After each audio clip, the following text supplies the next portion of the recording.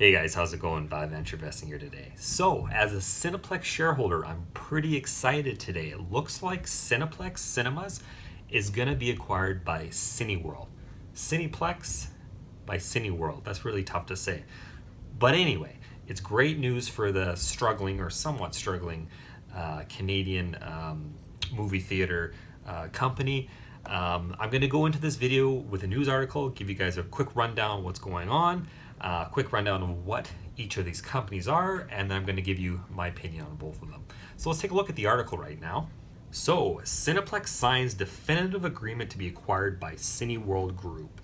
So, Cineworld Group is to pay $34 in cash for each of Cineplex common shares, representing a premium of 42% over Cineplex closing price on the Toronto Stock Exchange on December 13th, and we saw about a 40% gain on Cineplex today.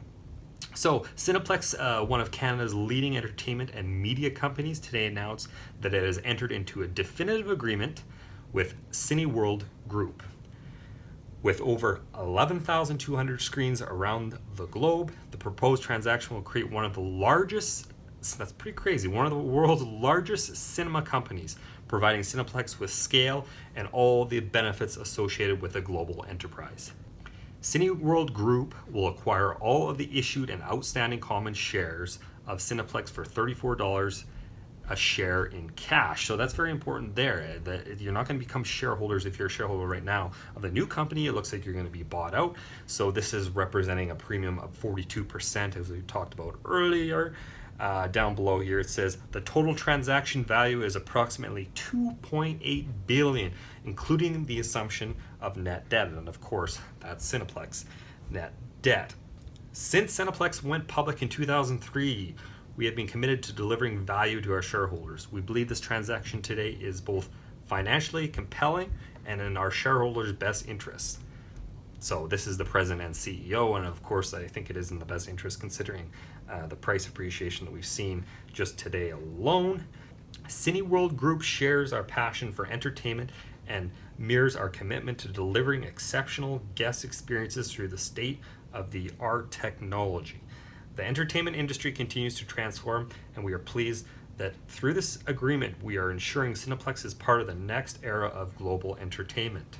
The transaction ensures that Cineplex's business, particularly its network of over 165 movie theaters across Canada, has access to the global opportunities required to compete effectively in the evolving entertainment landscape, i.e., the streaming wars, I would say.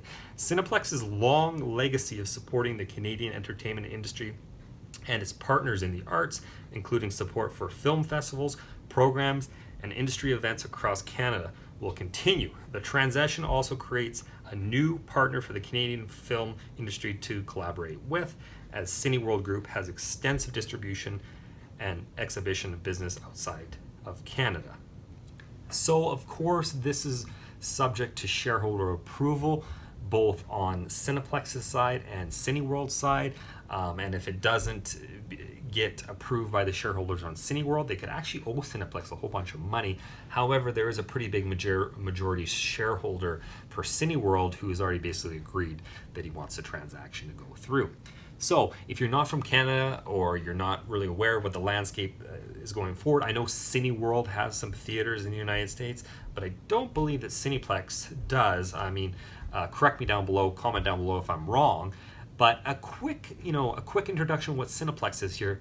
Taking a look at this, you can see that it is the largest and most successful, they call it a motion picture exhibition company in Canada. So as you can see, it has about 75% of the box office market share. Landmark and these other ones are smaller ones in Canada as well.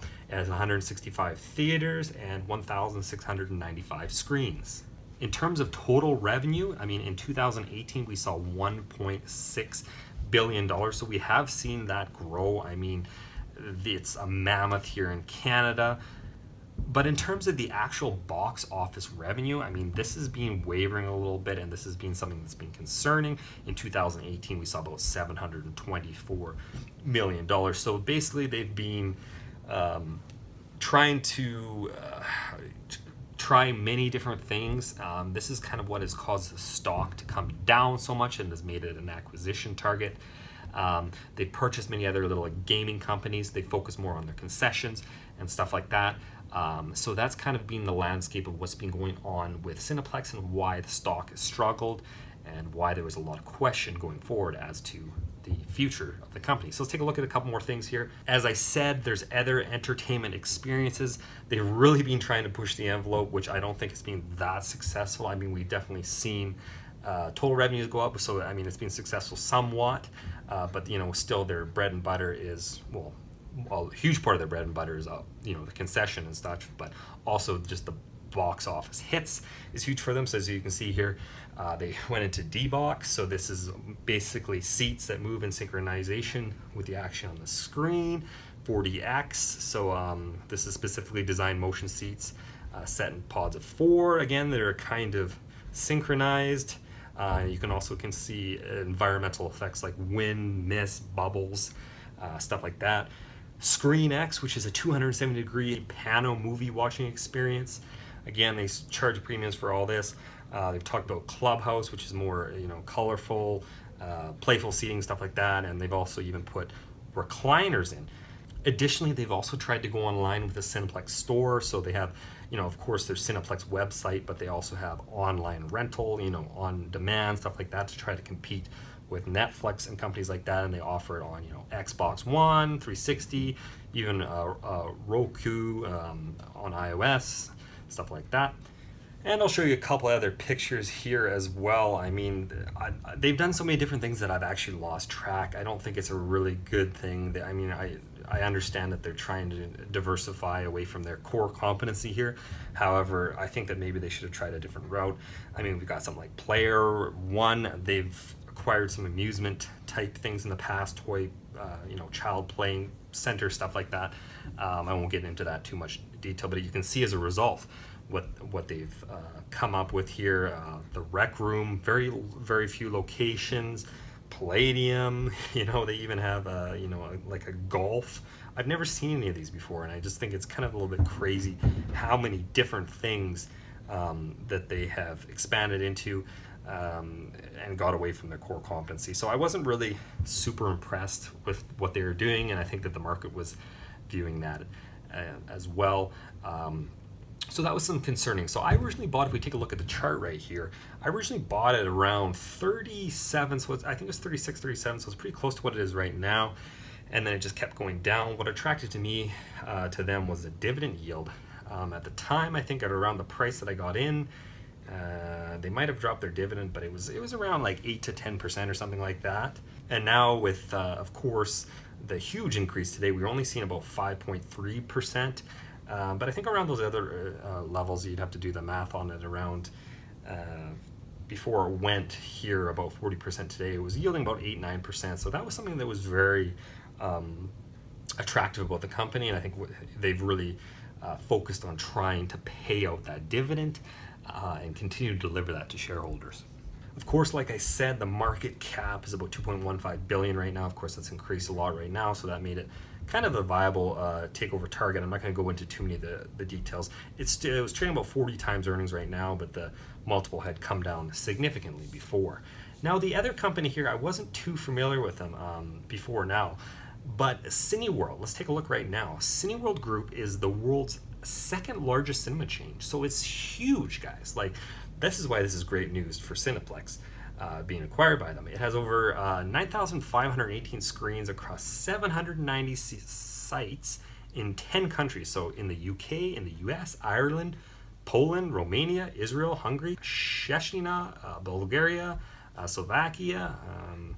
So the group's primary brands are Regal in the US. So if you might have heard of that, mention that down below, because I've actually never heard of that before.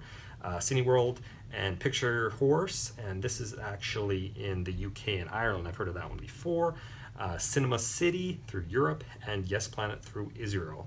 As of March 2018, Cineworld was a leading cinema operator in the UK by box office market share, based on revenue, of course, with 99 cinemas and over 1,017 screens, including Ireland's single largest multiplex by screens and customer base. And then it goes on here a little bit to explain a little bit more about the company.